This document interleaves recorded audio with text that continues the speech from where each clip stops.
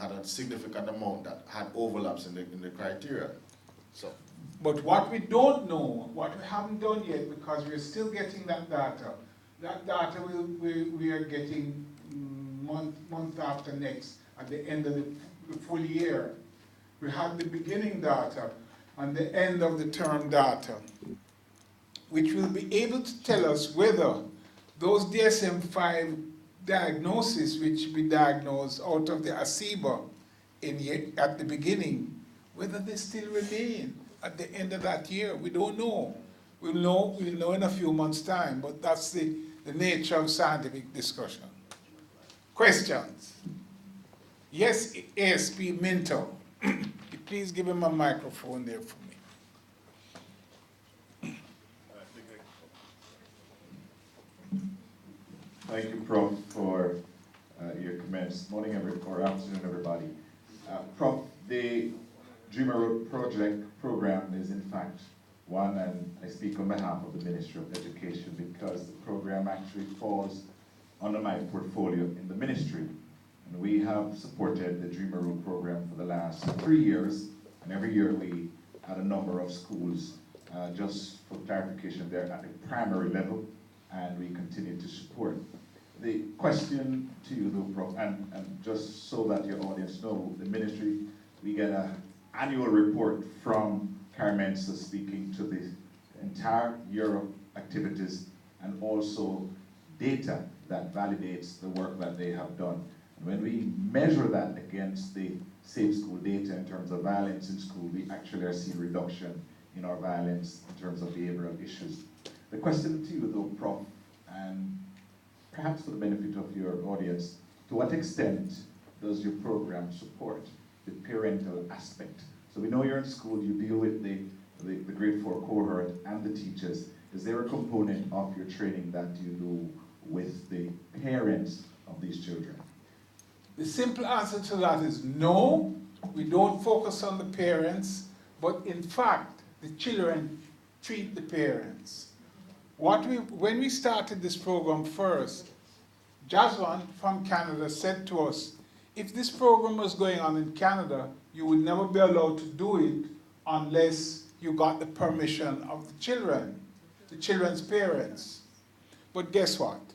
You see, every time a school sends to call a parent and this child is a bad behaving picnic, the parent now come because they know say that when them come is just another problem that the teacher going to put on them head about bad behaving picnic.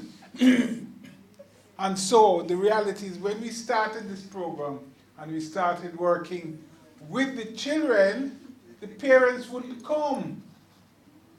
But when the children started to do well and started to read and started to perform in these fantastic new performing things that the school would have, hey, that's when the parents started to come in. Is my son do that? And of course, that to me is the best way to get it happening. So in other words, we got to the children's parents through the children. And in fact, I have had a wonderful case study year before last. Christopher Charles, who is one of our team, is in the middle there, Dr. Charles. He's a psychologist. He just put out a book on football. And Jeffrey had done the cultural therapy program with a high school using the cultural therapy in the Manning Cup with great results. Christopher Charles had a meeting at the university here as he was writing the second book. And we made a performance about the use of cultural therapy, a presentation, the use of cultural therapy at the school, and we talked about the Dreamer World program in the primary schools because we're taking psychiatry to schools and taking psychiatrists to school because we have to learn a new technique. And we spoke about this program. At the end of the program, a young man, 18, 19, going to university, he got up and said, I want to tell you something.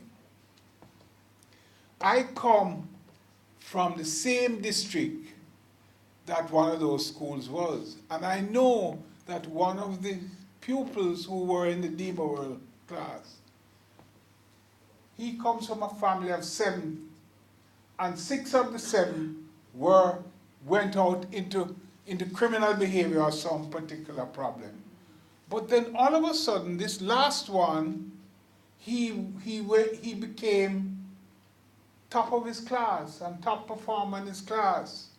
And he's the one who has gone the opposite direction to what the rest of his family. And this young man in the audience said, we all wondered what had caused the change in this family, what had caused the problem. And he said, no, I know what had taken place. We're open for questions, comments, anything.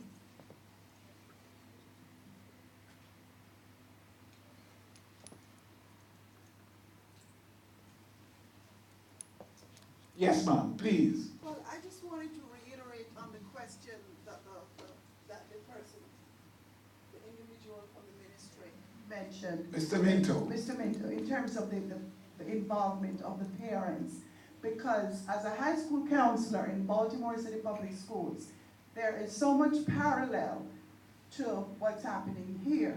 And I think the Dreamer World concept is an amazing, bordering on miraculous sort of intervention. But I thought that if the parents were trained as investors in their child's future, there would be more of an involvement in terms of where they would factor in sort of following through. Because I think you mentioned you're not sure, you know, what will happen down the road in terms of later on where these kids are going. But the parent, if they are able to sort of see it from another point of view, they too will be able to train. One train one, and you know, this is how it's infectious in terms of... I think you've got it exactly right, and we actually saw this at one of the primary schools, the same cavaliers that the head teacher spoke at. When we went first, there were no teachers, no parents involved. But by the second year, the teachers from the first year group had come out and were now attending the parent-teachers meetings on a regular basis. And these old parents, the parents from the old group,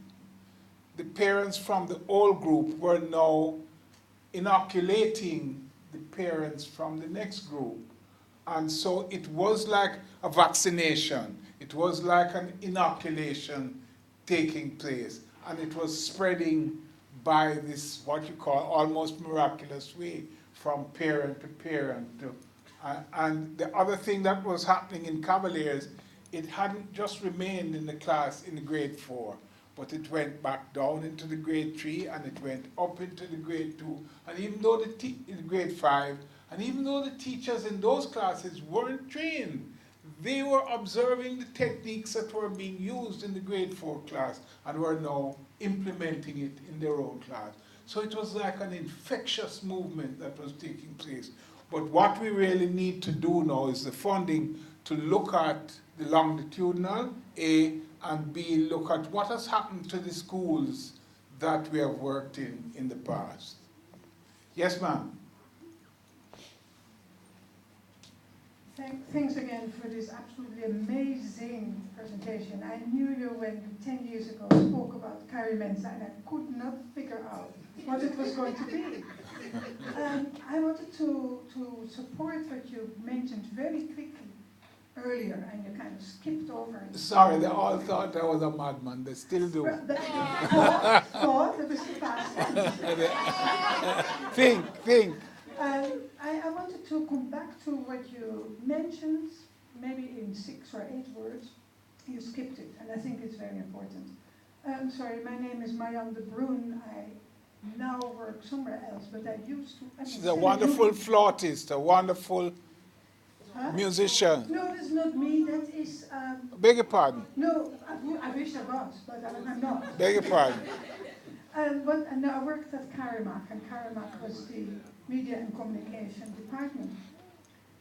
I can tell you, because I started a program, that we lack in Jamaica and the Caribbean and in many other countries indigenous knowledge about processes of change in the situation in where we are now and what we have been in previously. So I think it is extremely important that this is not going to be a case study that will exist at a practical level, but that it will be a approach that you will be able to reflect on your principles, your common sense, your combination of knowledge and your eclectic approach to demonstrate a new approach to social and behavior change, because there is no such document available. I'm not talking about the long-term educational like FRERE that we all knew from the 60s and the 70s. I'm talking about now. So I would like to, I hope you don't leave it with these 6 or 8 words that you said that express that you had not had the time to really reflect on this. It needs to become something that can be inspiring and effective for other people. No, I must, yeah, can we get the microphone down to Jaswan, please? Why am I not? Yeah, I must say, we are really trying to work in that area. And we're really trying to write this stuff up.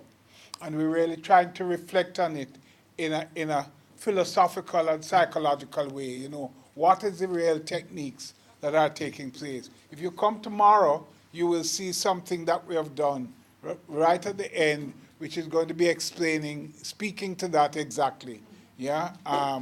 But I really think it is very important that we know that we are working on those issues and trying to write it down. We have a vibrant team in CARIMENSA who meet every week, and we have constant battles as to how to get it down, how to write it down, because it's not easy. When, as you said, when I started to discuss with colleagues, we should be starting up CARIMENSA to do that. They really looked at me as if I was really crazy. They thought I was, and they still think I am. But now they are able to see the thing happening. They're beginning to wonder, well, who was really crazy, you know, as to. Let's hear from Jaswan. Yes, I wanted to comment on this really exciting day because, first of all, San Juan provided us with an amazing picture of how traumatized our kids are in terms of an intergenerational story. She provided real data